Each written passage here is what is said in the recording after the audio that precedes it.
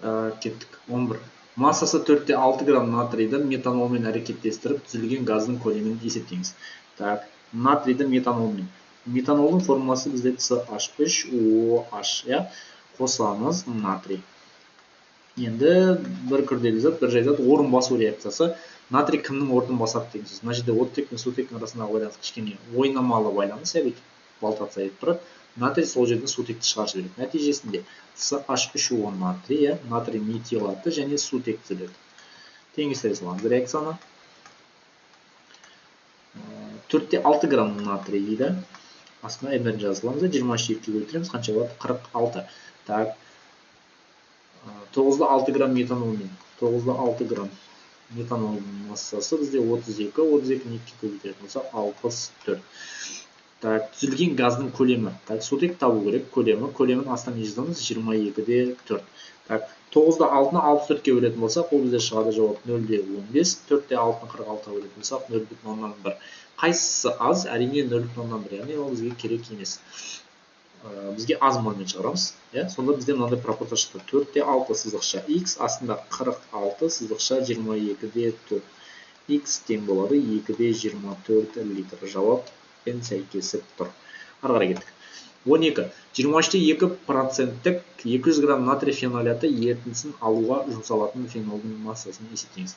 Так, фенол. Фенолдың формуласы C6H5OH. Фенолят алу үшін бізге натрий OH қосу керек. Нәтижесінде шығады H пен OH бізде екеуі махаббат, Так, мынау плюс, мынау минус, екеуі не болып кетеді? Су болып кетеді. Сутектің орнына кім бара салады? Натрий бара салады. Шығады C6H5O натрий шығады. Так, енді айтады бізге натрий феноляты ерітіндісін 200 грамм 23-те 2%. Давайте натрий фенолятының массасын табайық. Таза натрий фенолятының. О натрий. Бұл 200 граммның 200 грамм көбейтіреміз қанша процент? 23-те 2% бөлеміз қаншаға?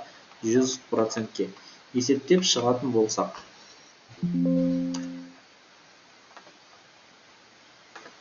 200 көбейтіреміз 23-те 2 бөлеміз 100. Шығады 46-да 4. 46-да 4 грамм. Таза натрий фенолят. Үстіне жазып қойыңыз. 46-да 4 грамм.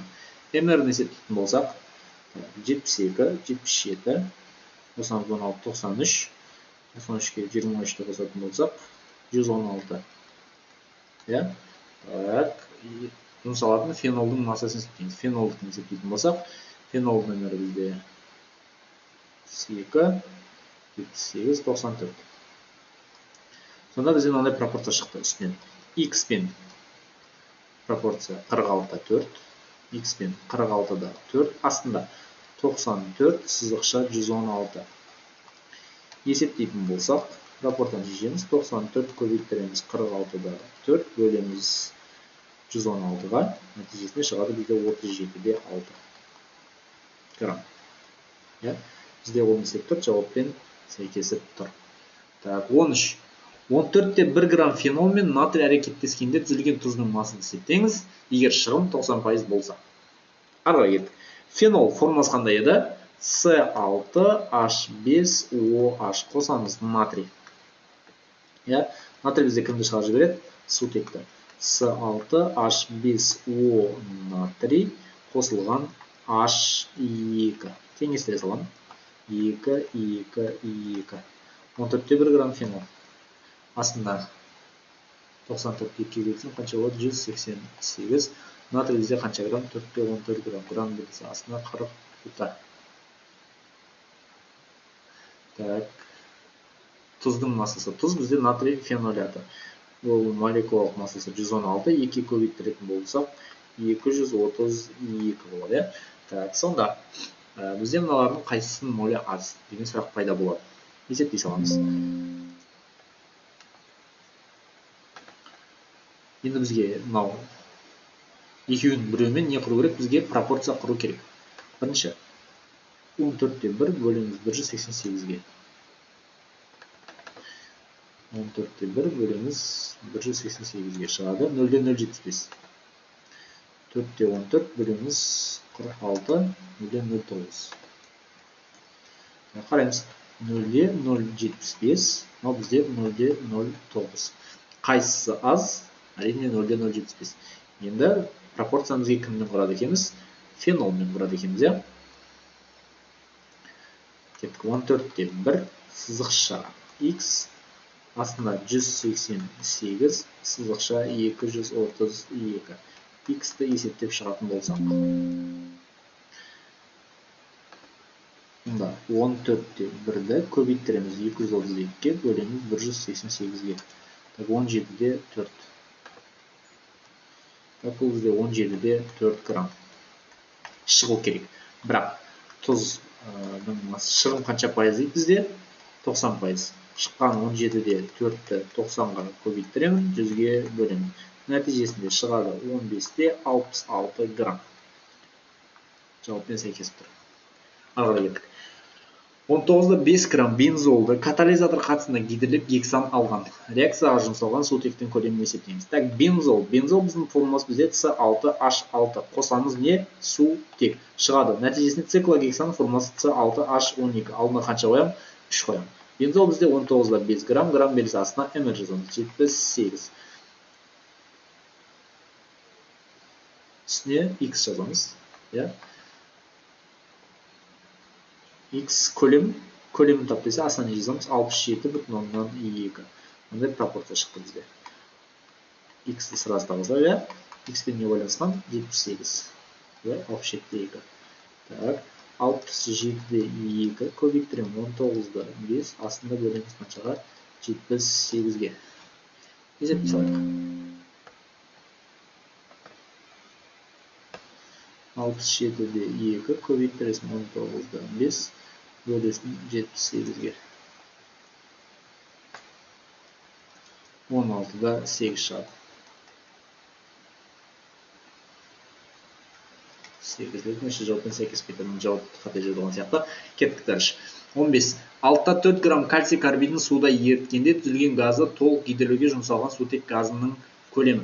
Так, кальций карбиді формасы бізде кальций С2 қосамыз суда еріткенде H2O шығады.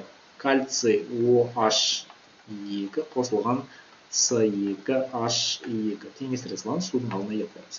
Так, кальций карбиді бізде 6-да 4 грамм. Так, сол кезде бізде ацетилен шыққан. Түзілген газ деген осы ацетилен. Соны ары қарай толық гидрлеу деген сөз қанша сутек қосамыз? 2 сутек қосамыз. Нәтижесінде С2H6 сутек. Бізге осы жұмсалған сутек газының көлемін табу керек. Бірінші, мен кальций карбид арқылы газды тауып аламын, и через газ арқылы нені тауып аламын? Сутекті. Мынаның астында 64 моль табылса болады, алдында 1 бар. Пропорцияны есептейміз. Пропорция шықты бізде. Нәтижесінде қанша шығады? 0,1. Ацетиленімізде 0,1 моль. Астында коэффициент 1. Мына жақта көлем десе астына 22-де 4 жазамыз. Оны 2-ге көбейтсек болады қанша? 44-те 8. Нәтижесінде сонда бізде шығады қанша литр? 4-те 48 литр. Так, ары қарай кеттік.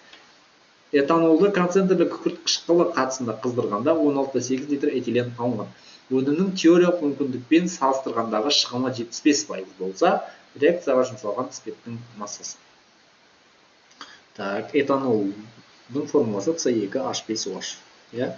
Күкірт қышқылы қатысында қыздырғанда дейді. Күкірт қышқылы бізде катализатор болып тұр бұл жерде, және температура этилен шығу үшін 140 градус Цельсийдан жоғары болу керек. Этилен алынған. Формуласы С2H4. Қосамыз су. Так. Еще шығым бізде қанша процент дейді? 75%. 16,8 литр этилен алынған. 16,8 литр этилен алынған. Литр белгісі астына қанша жазамыз? 22-де 4. Так, этиленнің массасы. МР 46.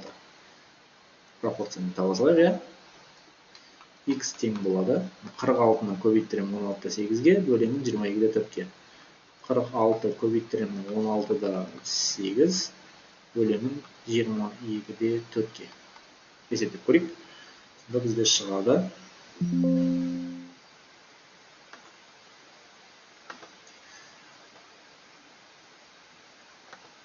46-ны көбейтіремін 16-да 8-ге бөлемін 22-де 4-ге. Сонда шығады бізде 34-те 5 грамм. Бізде қанша шығады? 34-те 5 грамм шығады. Бірақ бұл жерде шығым берілген. 34-те 5 грамм қанша пайызбен шыққаны? 75 пайызбен шыққаны. Ал бізге толық жұмсалғаны керек. Ол бізде 100%.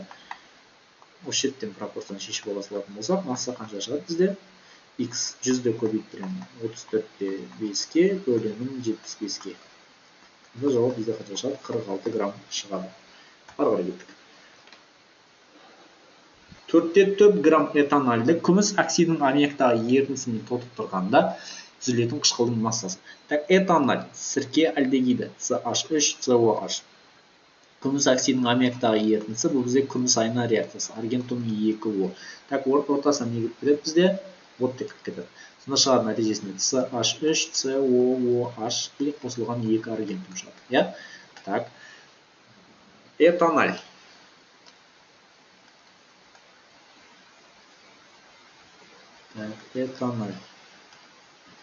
Этанол бізде қанша грамм? 4,4 грамм. Грамм березасына әмір жазамыз. 24, 40, 44 болады. Тотықтырған түзілген қышқылдың массасы X 60. Сонда пропорция шықты бізде 4-те 4 сызықша X астында 44 сызықша 60. X тең болады 6-ға. Жауаппен сәйкес тұр. Ары кеттік. Так, 18. Массасы 29 грамм ацетонды катализатор қатысында тотықсыздандырғанда түзілетін пропанол 2 массасын есептейміз. Так, ацетон дегеніміз ол бізде мынандай нәрсе CH3CO CH3 деген нәрсе, пропанон деп айтады, ацетон деп айтады. Так, тотықсыздандыру деген органикада ол сутек қосу деген сөз. Так, мұнда сутек H2, 2 сутек мұнда, ашып жазайықшы. Бір сутек и тағы бір сутек. Мұнда шабуыл жасайды, қос байланыс үзіледі. Осы байланған үзілген қос байланысқа бір жағынан сутек барады, бір сутек көміртекке барады, бір сутегі оттекке барады. Сонда не шығады? CH3, CHOH және CH3. Бұл бізде пропанол 2.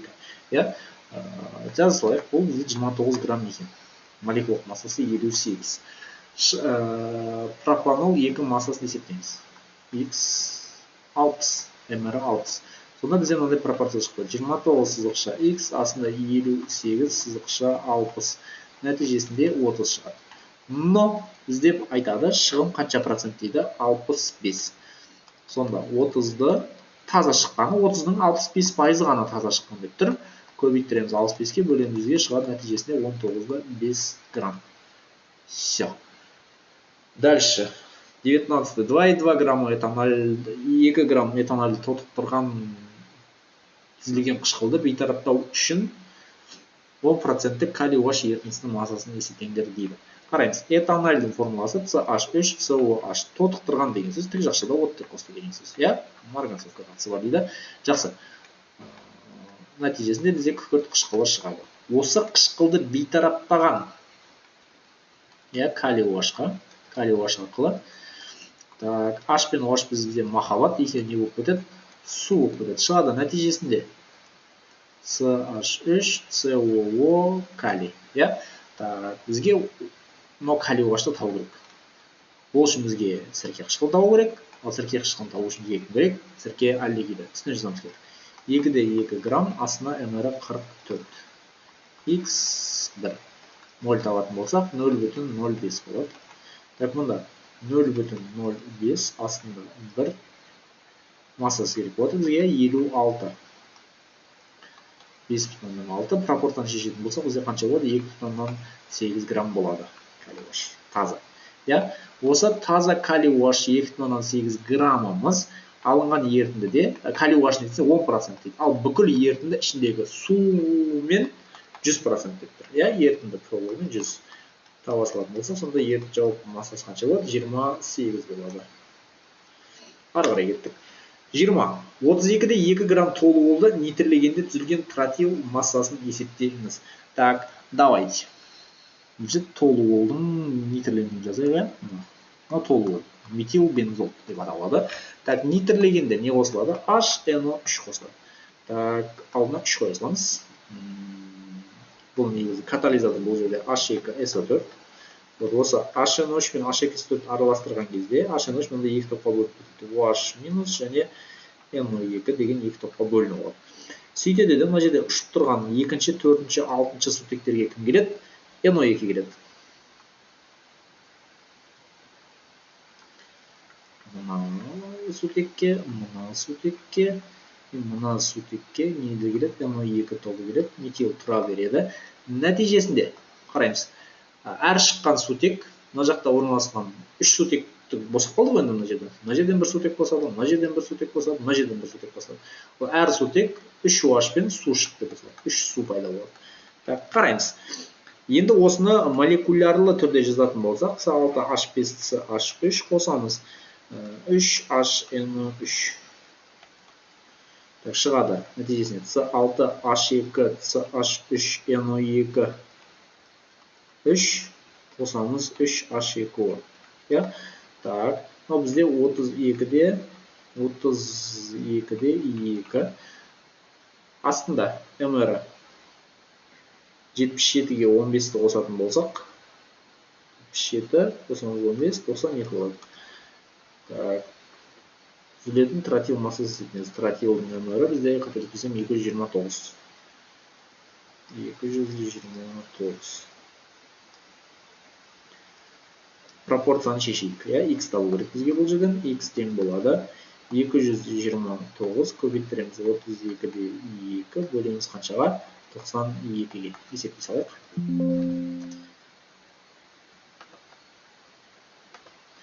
229 көбейтіреміз 32-де 2 бөлеміз 92-ге. 80-де болмыз. Біз бір нәрседен қате жібердік. Қай жерден біз қате жібердік? Тротилдің массасын басымызда көрікші. 72 қосамыз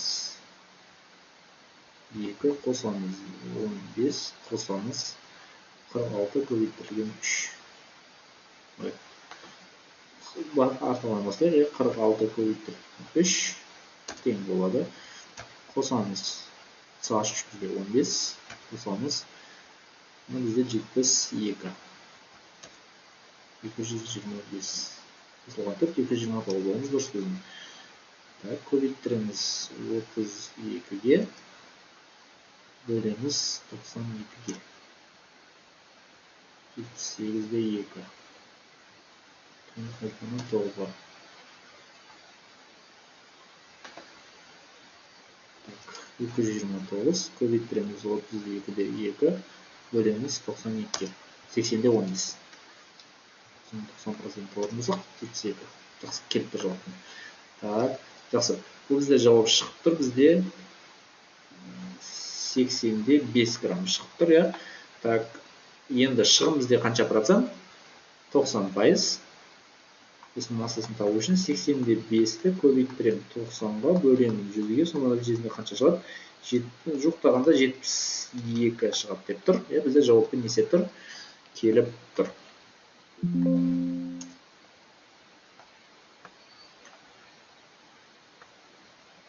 Да, қандай шығара салайық. Кеттік. 10%-тік 20 грамм натрий гидроксиді ерітіндісімен 4-6%-тік 40 грамм құмырсқа қышқылы ерітінділерін өзара араластырды. Реакциядан түзілген тұздың массасын есептеңіз. Натрий гидроксиді формула бізде натрий OH. Қосамыз құмырсқа қышқылы. Құмырсқа қышқылы бізде HCOOH. Нәтижесінде бізде махаббат кім дедік? OH пен H. Өте бізде не өкедеді? H2O. Так, мұнда HCOO деген ион бар. HCOO натрий. Натрий формията. Так, мұнда таза натрий OH бізде 20 грамның 10%. 2. Так, құмырсқа қышқылы. MHCOOH. Ол бізде 40 грамм ерітіндінің 4-6% бөлеміз 100-ге. Есептейтін болсақ.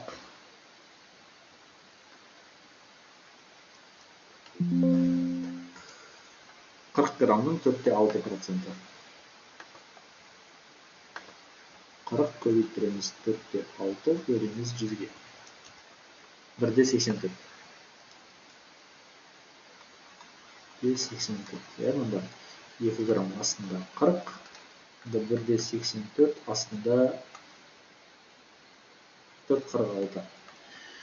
Так, түзілген тұздың массасы. Мына жерде молі кімде аз десек, әрине бізде кімде аз, құмсақ қышқылында, сол арқылы табамыз. Түзілген тұздың массасы. Масса десе астына mr жазамыз. mr қанша болады? 1, 12, 16, 16, 23. Бәрін қосып шығатын болсақ, 44, 45, 68. Табайық. Мындай бір пропорция шықты. 1,84 сызықша x, 46 сызықша 68. X-ті табатын болсақ.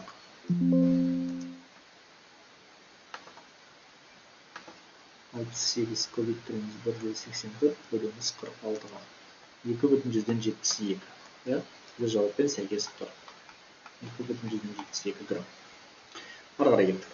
57-де 5 грамм этанолды мыс оксидімен тотықтырғанда түзілген сірке альдегидінің массасын есептеңіз. Так, этанол бізде C2H5OH, біз бұны тотықтырамыз мыс оксидімен. Купрум шығады, нәтижесінде бізде сірке альдегиді қосылған таза купрум және су шыға салады. Так, таза этанолдың массасын тауып алсақ, тығыздық көбейтілген көлемге 57-де 5 көбейтіреміз 0,8-ге. 5-те 75, 5-те 75, 10,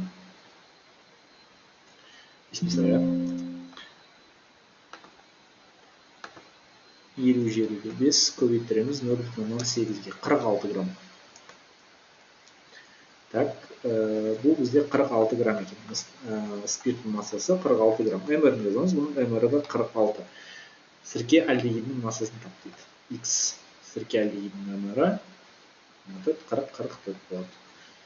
Нәтижесінде мынандай пропорция шықты бізде. Пропорцияны есептей салатын болсақ, бізде жауап 44 грамм шығады. Бірақ бізде шығым бар деп тұр. Шығым бізде қанша процент деп тұр? 80% деп тұр. Яғни 44-ті көбейтіреміз 80-ге, бөлем 100-ге. Бұнда шығады нәтижесінде бізде 35-те 2 грамм. Жауаппен сәйкес тұр. Арға ек. 23. 0,15 тонна глицерин тристиаратын гидролиздегенде түзілген стеарин қышқылының массасын есептеңіз. Так, глицерин тристиараты дегеніміз не? Ол бізде май. Стеарат болса, ол қаныққан қышқылдікі қатты май. Так, О. Арары кеттік. Ондай нәрсе. С17H35CO. С17H35CO. С17H35CO. Ол бізде глицерин тристиараты. Қатты май. Гидролиз десе, біз не қоса саламыз? Су қоса саламыз. Бір су емес, қанша су? 3 су.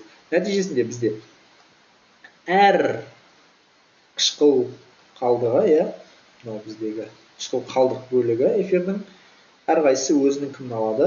OH-ын алады. С17H35COOH. Үшеуі де алады. И таза глицерин қосылады. CH2OH, CH2OH. Так, 0,15 тонна. Килограммен алатын болсақ, жарты тонна деген ол бізде қанша килограмм? 500 килограмм. Астына мр жазамыз, бұл 890 болады. Так, қышқылдың массасы X. Қышқылдың мр-ін таба салсақ.